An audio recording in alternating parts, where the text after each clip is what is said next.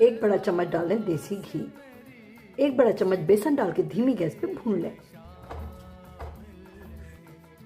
एक बड़ा चम्मच बादाम डाल देंगे। 2 पिंच डाल देंगे हल्दी।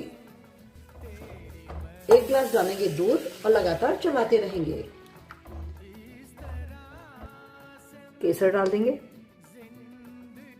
काली मिर्च पाउडर, जिंजर पाउडर, दालचीनी पाउडर, थोड़ा सा डालेंगे जायफल। गैस बंद करेंगे और डालेंगे गुड़ या शक्कर स्वादानुसार। गरम गरम बेसन वाला दूध सर्व करेंगे। ऊपर से डाल देंगे बादाम।